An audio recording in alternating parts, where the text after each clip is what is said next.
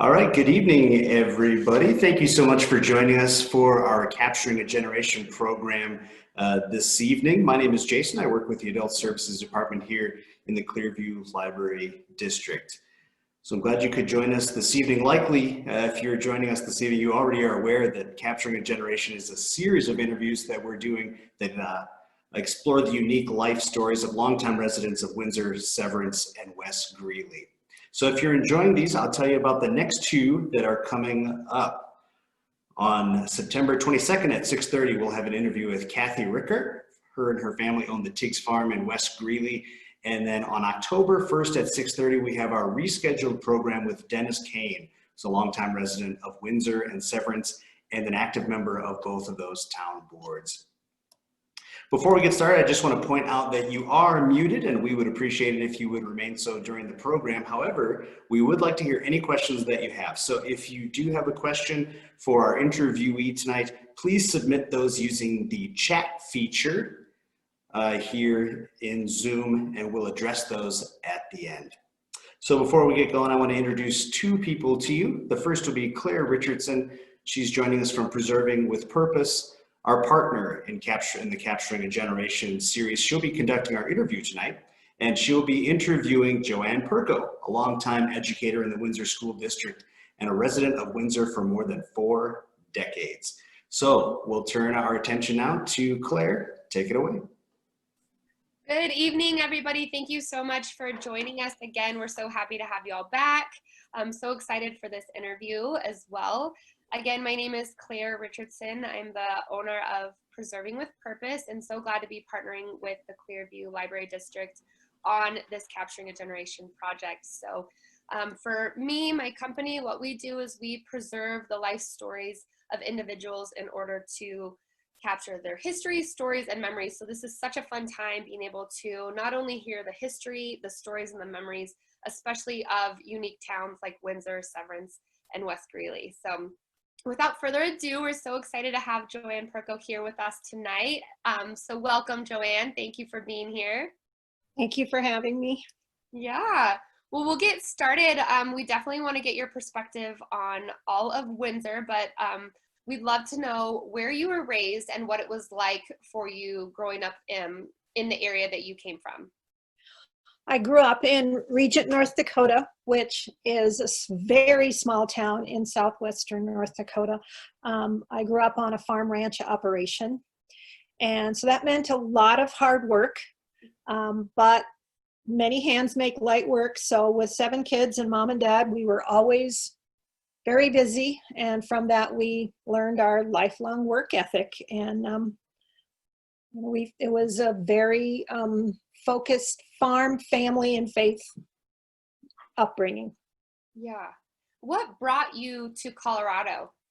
Well, I came to attend UNC in Greeley, and I came in 1975. What was that like coming to Greeley? Because, you know, and was it a lot like where you were from? Did it make you feel like you were at home?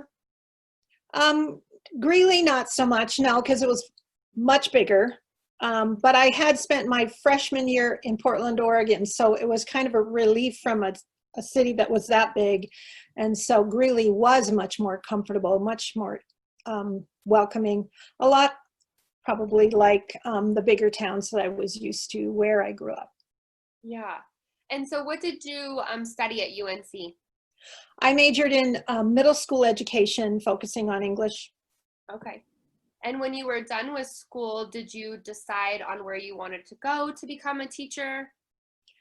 Well, first of all, at the end of, my 4 years of college, I had to get my student teaching done. And through my advisors in the middle school program, they connected me to Windsor Middle School because Arlen Kaler had developed a good reputation with the educators in the middle school department. And they said, well, let's hook you up with a good experience here nearby. And I went in the fall 77 and student taught. And then went back to school, finished my last couple quarters. And before I left to head back to North Dakota for the summer, I stopped by school and Arlen was like, well, what are you doing here? What can we do for you? And I says, well, you could give me a job. And lo and behold, the position did open that summer, and I did get a phone call and thought maybe the drive back to Colorado for an interview might be worth it, and landed my first job at Windsor Middle School and worked for Arlen Kaler for about 13 years. Amazing. And what was your initial thoughts of the town of Windsor? Well, Windsor actually at the time was probably about 3,000 people, but yet was far bigger than my little hometown, which is still about 5 blocks long and about 4 blocks wide. Very tiny. I could really relate to the strong agricultural community. And so that felt at home to me. Already there were a lot of kids who were children of people who were in Windsor because they moved here to work for Kodak. And that was kind of a nice combination of kids. It was welcoming. Yeah. Very wholesome. Was it did you feel, I know you said it was a small town, but can you maybe walk us down Main Street and what that looked like for you? Oh, wow. Okay. All you longtime locals, you're going to know I'm going to miss a few things. But let's start west to east and see how much I can really remember. I know as you came into town, the high school was at the edge of town. And across from the high school was the shopping area. Of course, there was Stephen's Market, which became Steele's Market, which is now a church. There was no McDonald's. Faith United was there. There was a church there. The firehouse was next to Stephen's, and that was a family-owned restaurant. You could get a great breakfast, lunch, or dinner there.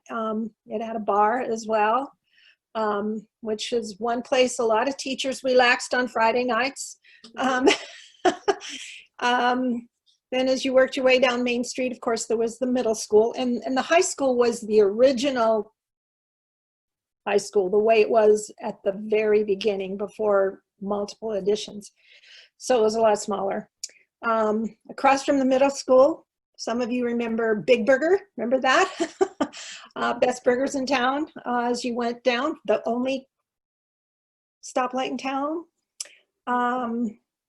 Let's see, going a little further, post office was still in the same place. Bruner's Plumbing. Across from them was an auto parts store that was run by Margaret and Marvin Harris back then. Go a little further, you've got the bank on the corner, and across from it, which is now the Hawaiian restaurant, was the drugstore.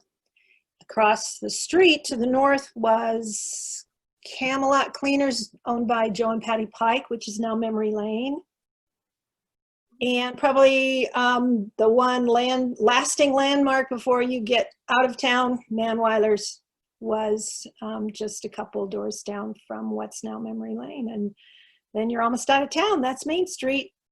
A lot has changed, but there are some things that are still there. You've got a good memory. That's awesome. Well, I thought that's like what I can bring back. I know I'm missing probably quite a few things. Yeah. Well, that was a good walk down memory lane for sure. Since you came from, and I have to ask, since you came from an agricultural background, did you connect with more agricultural people in the community? Did you know some of the farmers and people who were working in that industry because of your background? Well, I got to know the parents of my students, and of course, many of them were in agriculture, farmers. Yeah. Mm-hmm. Okay. Yeah. Awesome.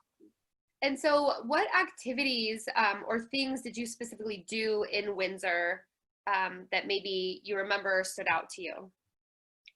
Oh, when I first came? Yes. I think the very first thing I did that I remember doing that very first year was the Harvest Festival Parade. And I remember saying something because I'd looked through the questions you gave me, and I said, Gary, we went to the Harvest Festival Parade that very first year. And he was like, we did?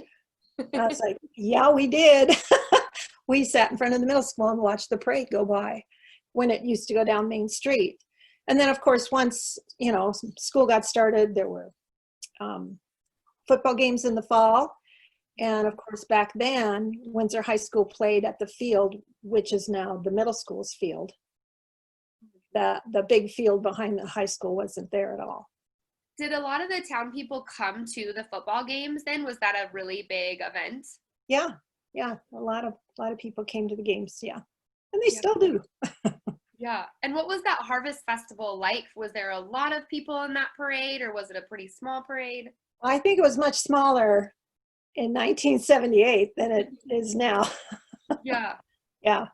Did you ever participate in the parade at all? I think I walked in the parade maybe one time. Yeah. And that was with the library bookmobile. Yeah. That's awesome. Many years later. Yeah. Well, way to support your library. That's a great. I try. What was maybe something unique about being a teacher in Windsor that you felt maybe with the kids or with the school system? I think one thing that I appreciated about Windsor school system was their very good reputation as a quality school district across the state. We were known as, you know, one of the top school districts of its size. And I think people were very proud to be teachers in Windsor when we were hired, yeah. Was there anything that you guys did differently? I mean, I don't know if you had other experience at other schools at all, or went and visited other schools, but was there anything specific that made it different? Was it just the teachers or the people of the town? I think our Windsor kids had a really strong work ethic, and they were proud of who they were and where they were from. And they, you know, whether they were a kid who grew up like the child and the grandchild of longtime residents, or somebody who had just moved here, they felt like they were in a good place, and they did the best they could, and they, you know, they just were proud to be from where they were from. Yeah, yeah. And now, how do you feel that school has changed? I mean, from teaching in the 70s, 80s, and 90s to now, I mean, what do you feel like are some of the biggest differences? Well, I'm certainly glad I'm not doing it today, because I can't imagine the challenges with what's going on right now. When I was first a young teacher, I was so fortunate to have such small class sizes. I don't think I had more than 23 kids in a classroom. I remember, I think it was my first or second year, there was a class with 16. It was wonderful. Windsor was just determined to keep classes small, and then, of course, growth just kept going and going and going. And I know that's literally impossible right now with how many people we have come into school. That made Windsor really special, because that was a very strong focus. And Jack Hale, who was the superintendent at the time, it was very, very important to him to try to keep those class sizes small. Yeah, that's incredible to hear, because I mean, everywhere I've heard, you know, it's 30 or more sometimes in some of these. Oh yeah, well, that's sizes. happening, yeah. Well, and when Mountain View was built, if you walk through Mountain View, those classrooms are small, and that was one of the things they said, well, we aren't going to have big classrooms. Well, Yeah, they're pretty cozy in there now. I'm sure. By the time I retired, the classrooms were already pretty crowded. So Yeah, oh my it's what it is. Yeah. So when you did get your job working in Windsor, did you move to Windsor, and where did you live? I did move to Windsor. In fact, at that time, teachers were required to live in the school district. So yes, I lived at Chestnut Square, and there were many, many teachers living at Chestnut Square because it was affordable and an easy place to move to. And it was kind of an unofficial teacherage, even though teacherages don't really exist anymore. Yeah. Did you guys live separately, or did you have roommates living there together? There might have been some people who did. I had my own apartment. Yeah. Yeah. Most of us, I think, who were young teachers had our own places. Yeah. Yeah. And I know you had said that there was some after-hour places that some of the teachers would go, but were there any other hot spots in Windsor that you and the teachers enjoyed going to, or you enjoyed going to? Well, the firehouse was definitely one. There was a place called Captain John's I never went to, but Gary reminded me of that. He goes, well, there was a Captain John's on Main Street. And I'm like, well, I never went there. So I don't know how long that was open, but you know, and then you could always go to Fort Collins and Greeley, go to the movies, do whatever, you know, you could find things to do, you know, Did with a Fort unit. Collins and Greeley seem very far away? No, I No. don't think so. No. Yeah. Yeah. And then how did you, I know this is a little bit random, but how did you meet your husband? We were both teachers at the middle school. So how did that work out? Because I know a lot of times when you work with people, there's rules or Oh, yeah. against that. Well, So- we dated for 3 years, and at the time, there was a rule that married couples could not teach at the same building. And so then it was like, okay, now what are we going to do? So Arlen said, well, get married as close to the first day of school as you can, and we'll figure it out from there. So that started my 4th year, Gary's 7th year. And so we got married on a Saturday, started school on Monday, had our honeymoon 23 years later. Yeah, sir. And so then partway through the year, they said, well, you know, Joann, you need to transfer to Mountain View because that's policy. And we were both members of Windsor Education Association, and we went to the Teacher Association and said, 3.5 years, we've never been a problem. Can we deal with this? And the Education Association helped to get that policy changed. So after that, a number of couples have taught in the same building, like Dave and Amy Nichol, for example, at Skyview, taught together for many, many years. So, yeah, and I stayed at the middle school for, I think, 13 years before I transferred to Mountain View. okay. That's awesome though that you guys worked to get a policy changed. I think that's pretty amazing. Well, yeah, it was kind of obvious that it was okay. We weren't going to, you know, have arguments in the hall or you know, that kind of thing. Yeah. With that and having your relationship there, did you feel that you and your husband had close relationships with any of the children there? Did you feel because you had a smaller class size that you guys both bonded with kids a lot better? Oh, yeah. Some of our former students are some of our best friends. Oh, Yeah. So, and we've had their children. that's amazing. Do you Yeah, I continue? knew I had to retire before I got a grandkid though, so. And so you've continued those relationships into now. Yeah. That's amazing. So what do you feel like was one of your greatest accomplishments being in the Windsor School District? Oh gosh. I think the accomplishments are in your students. Yeah. You know, seeing them succeed and helping them to be the most that they can be. And that's where the gratification of teaching is. I mean, you know, it's about them, not about yourself. Yeah. Did you have any students that really stood out to you academically then, or with sports or anything like that came from Windsor? Oh, numerous, many, but I don't want to single some out because somebody else is going to get forgotten. But oh yeah, you know, and Gary had in 40 years only one athlete go professional. Yeah. That tells you how hard that is to do. Yeah. So as you continued your career, what made you guys stay in Windsor? Was there anything that really drew you to stay here, or did you guys ever consider leaving Windsor? I think for the most part, we liked being here. We were glad we were raising our kids here. And as it is with all teachers, if, you know, once you're in a district long enough, your pay increases year to year.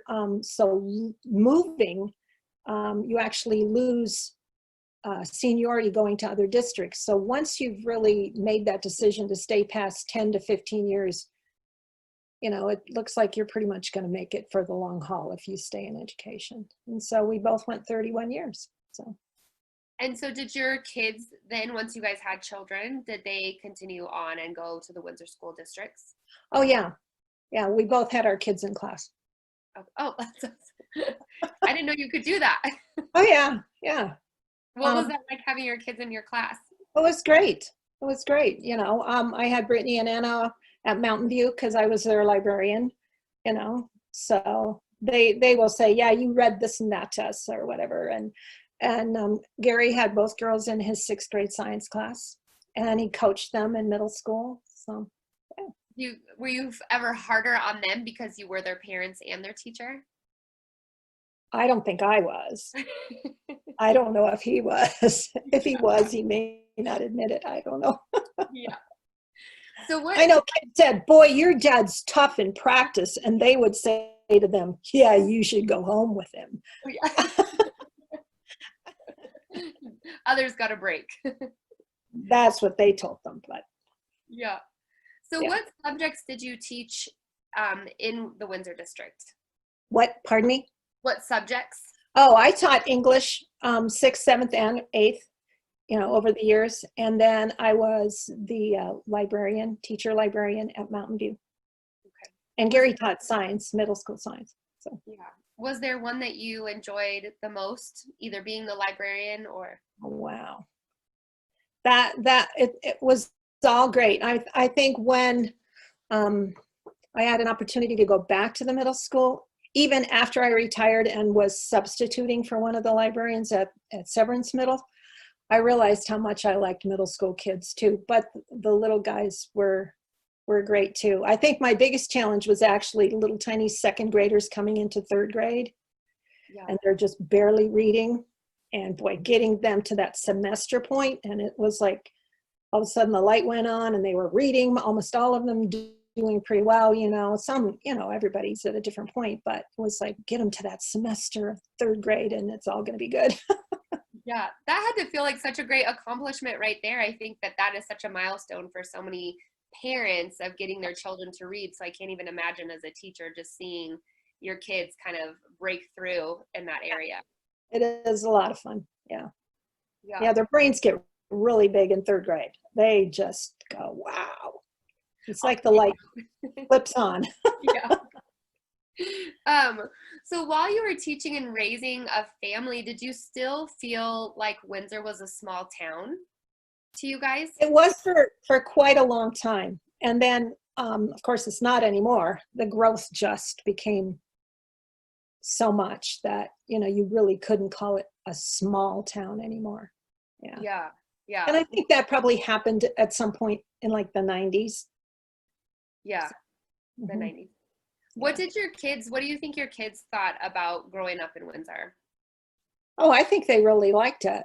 It was, it wasn't, they had a lot of opportunities. They could take part in all kinds of activities, and they did. There was a lot of sports at our house, must admit, Yeah. Music and sports. So what were some more specific activities that you guys participated in Windsor, and how did that make you feel more connected with the community? Okay, I would say most everything that we did as a family had a lot to do with school. Okay. So it was athletics, school activities, anything after school kinds of things. That was just, our girls dived into sports too, and it's like their dad, and just that really consumed us. I mean, summer, winter, spring, all seasons we were doing something like that. So with being so involved, do you feel that you knew a lot of the community, or did you feel that there were, still a lot of people that you didn't know? Well, I think if you were someone who had children in the schools, felt connected there because of what we were doing for a living. But then, as the town grew, there were a lot of people who, weren't involved with school because they came later on, maybe as retired people or whatever it might be. But yeah. So I know the Windsor tornado was a pretty big, impactful event. Yeah. I didn't live in Windsor, but I lived down in Denver, and I still remember that day like it happened yesterday. So can you describe what that day was like for you? I remember waking up and looking out going, gray day. And it was the last day of school. And at Mountain View, we always took the kids on an all-school walk. And it took us from Mountain View all the way up around the north side of the lake, back through the park where we would stop and have a picnic. and then back to school. So it took up the entire morning because you're walking 380 some children across town and back.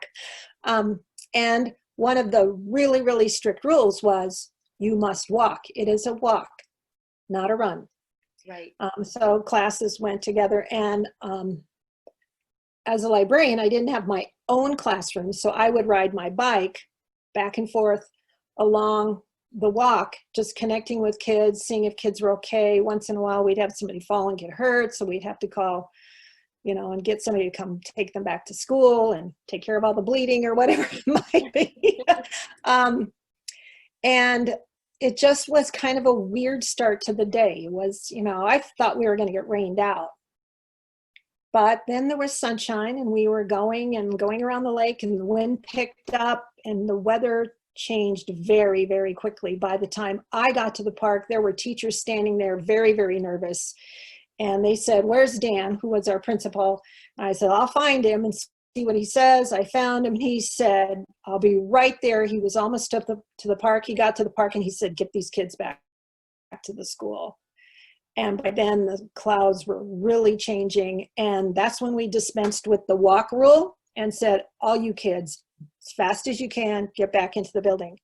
And we got them in. I got back to school, had my lunch. The kids were getting their lunches delivered to their classrooms, and we went into tornado drill, and that was the end of that. None of those kids got lunch.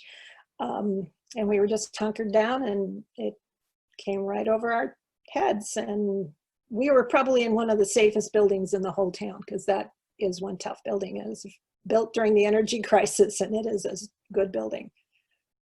What did it sound like when you guys had that tornado come over you? Oh, it's just like what they say. It's like a train running over the top of you. It just roared. And I had gone upstairs because I didn't have my own students. Everybody was in their own classroom. And I thought, I'll just eat my lunch and get back downstairs. And it started to hail. And I looked out and went, "Oh my gosh, I can't stay up here." And I headed back downstairs, and the tornado drill was starting, and everything was just jumping. And it was just pounding on the roof, and the wind was blowing. And of course, I live right across from the school, a block away. And I remember once everything blew over, I went to the front doors to see if my house was intact. And luckily it was, but it was, yeah. It's everything they say it would be. Yeah. What was some of the initial damage that you noticed that was kind of really eye-capturing for you? Oh, when I looked out the front doors, the spruce trees that were totally to the ground and, snapped off. Because there used to be, I think, about 6 of them in front of Mountain View. I think there's a couple, 3 maybe left, but they were just uprooted and tipped right over. And just things blown all over. Yeah. Oh my goodness. Yeah. So what was it like after, with the community, with the school?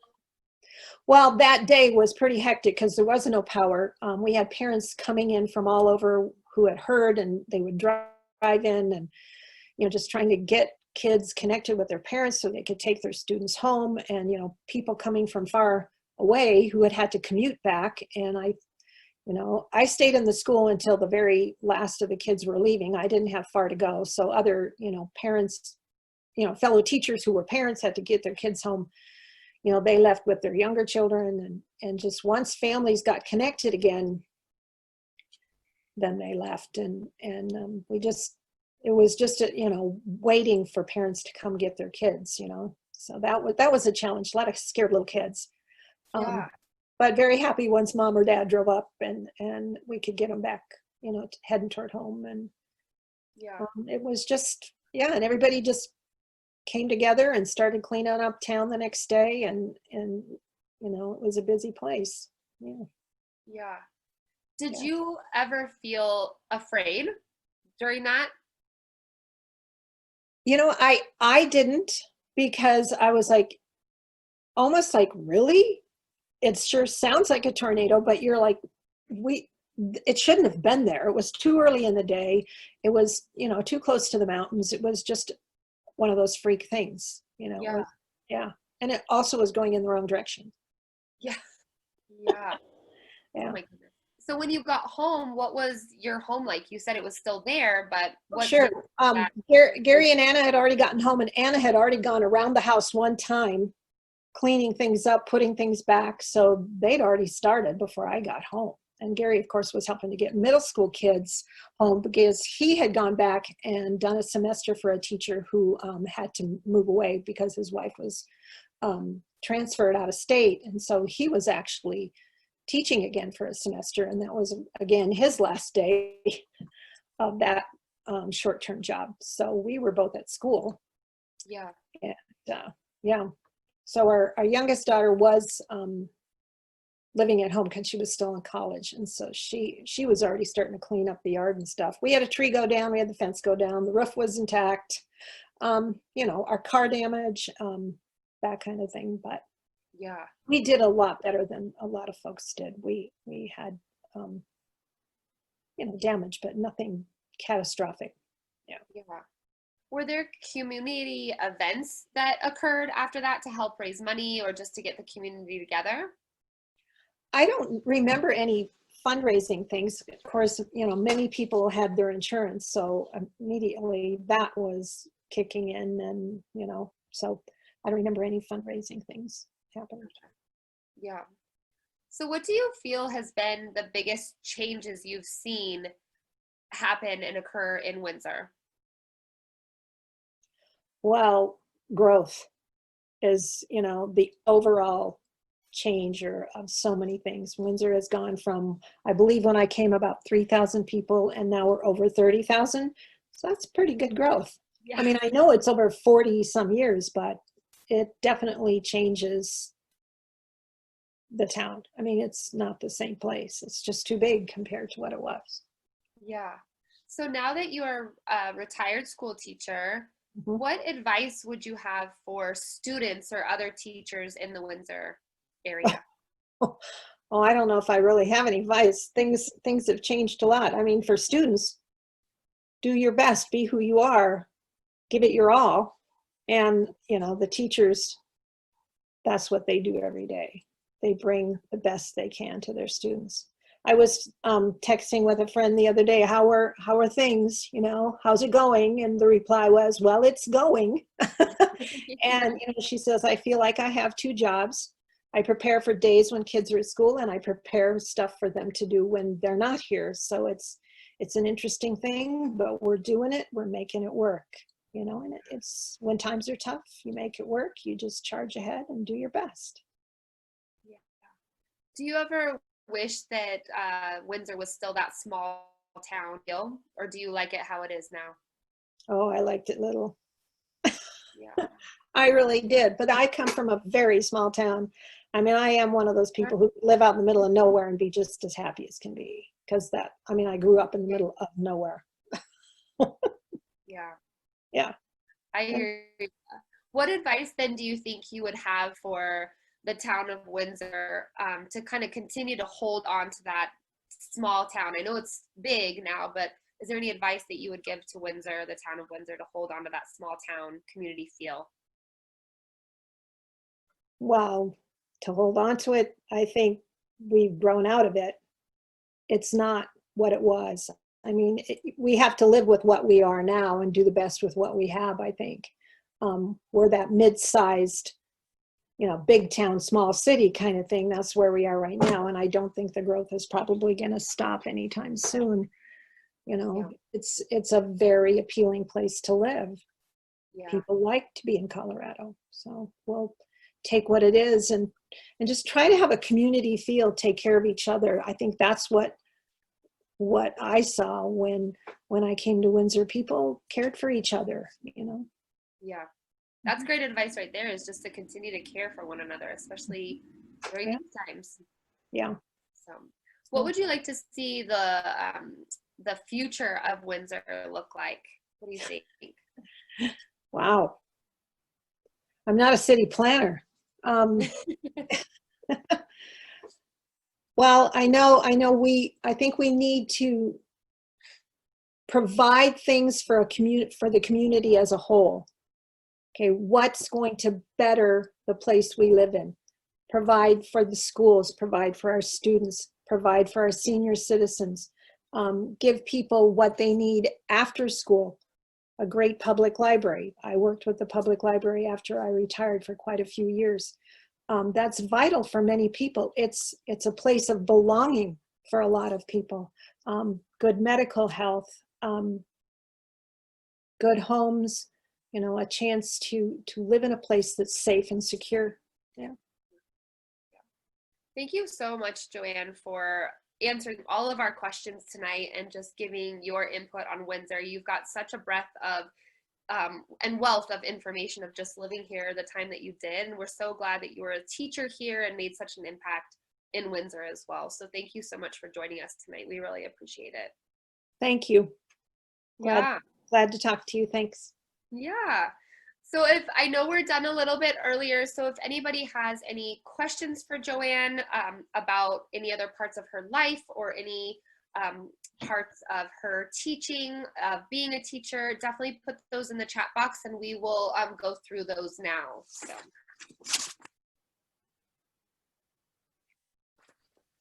I'm going to read some of the comments if that's okay. Okay. So from Kimberly, it says, I just want to tell you, Ms. Perko, that you are one of the 3 educators who pointed me towards a career as an educator myself. Oh, so okay. Sweet. And then thank you, Ms. Perko. That was a fascinating life history. And then they had to jump off a little early, so they were glad to be here and listen in. And Cindy says, thank you, Joann, for doing this as well.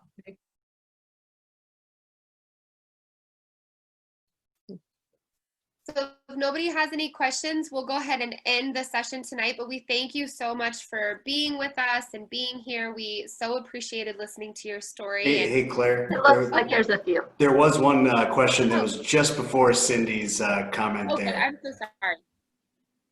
Oh, okay, I see it.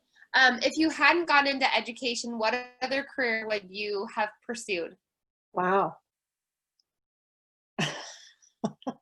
Accounting. I don't know. Something in business, probably. I don't know. That's probably what I would have done. Would you have wanted to open your own business?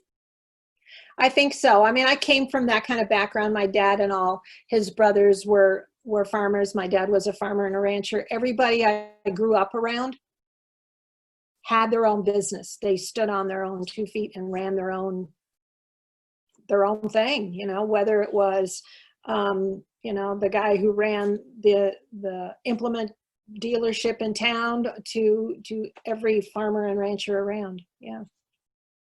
Yeah. I'm kind of surprised. And most of my brothers, pardon me? Oh, sorry. I'm sorry. And it's voiceover. Yeah, no, it's okay. Yeah. It is kind of a thing in my own family. Do your own business. So that's what, you know, most of my brothers did that too. So. Did you ever at one point have any drive to go into? Okay, you froze.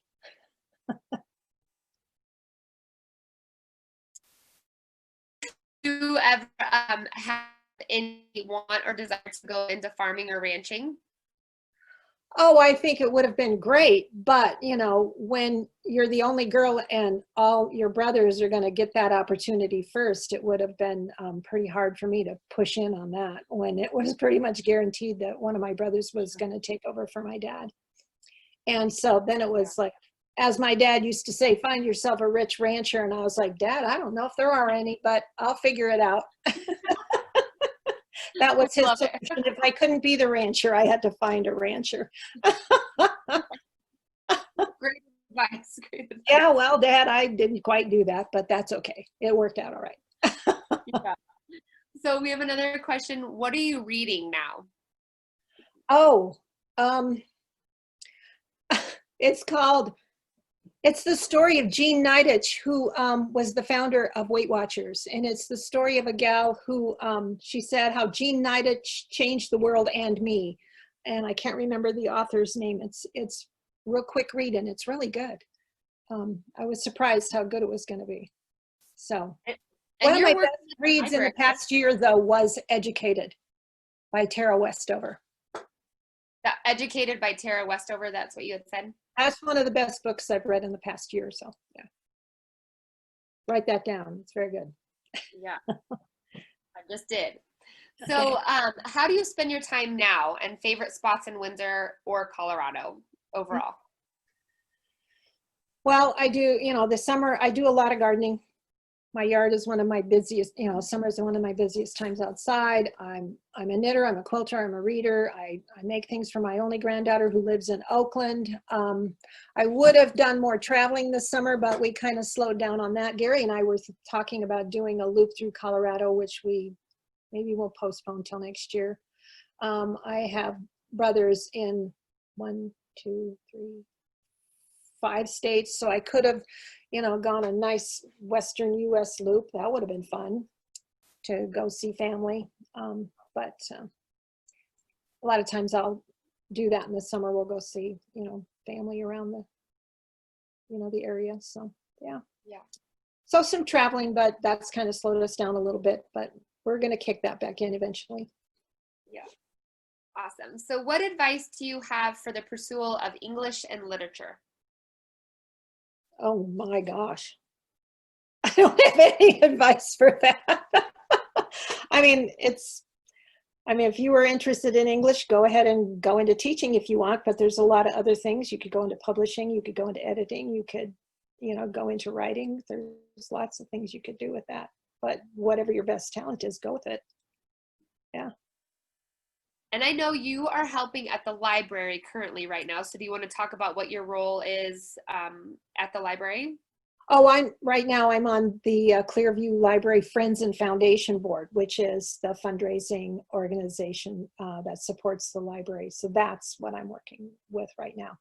Yeah. How did you get started doing that? Well, when I was on the library board, it is the job of somebody on the board to be the liaison to the Friends and Foundation. So I was the liaison when I went off the library board, but then I managed to stay on the Friends and Foundation because they were interested in having, me stay so that their membership wouldn't go down. And so I just said, yes, I'll stay on, because there was room for me as a board member, outside of being on the liaison position. And what do you enjoy about it most? I really like working with the people at the library. They are an amazing staff, all the way from Ann Kling down to the most recently hired shelver. They are committed to what they're doing. They want to do the best they can for the Windsor community. And wow, they've really stepped up for this time with COVID and staying open. Some of them working from home, some of them home and at the library, having the books available for, the carry out, just like people were doing carry out food, they were doing the books too. So yeah, that's one of the best parts, working with the people there. That's awesome. I love the library. I think the library is a great place. So every community needs a quality library. It's just how you keep learning from, it's cradle to grave. So with school in between there. Yeah, there you go. Awesome. Anybody else have any other questions they want to add to finish up tonight's chat? All such good questions so far. I love the reading question and advice questions. They're so good.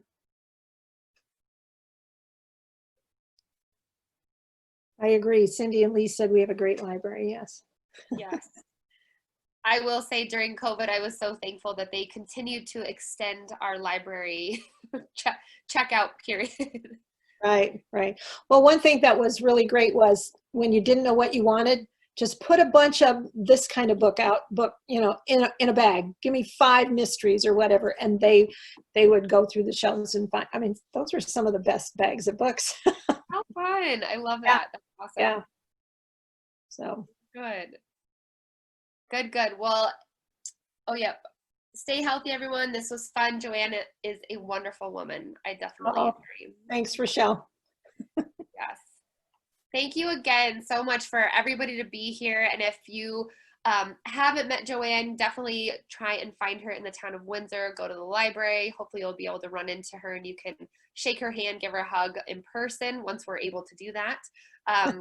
But again, thank you all so much for being here, and definitely join us for September 22nd to check out Kathy's interview. an amazing story just with their family and their farm, and just kind of the livelihood that they lived in the Windsor West Greeley area as well too. So we're looking forward to that very, very much. Thanks, All Claire. right. It was Yeah, great. thank you. We'll be signing off, and we'll look forward to seeing everyone soon. All right. Thanks, everyone. Good night. Bye. Bye.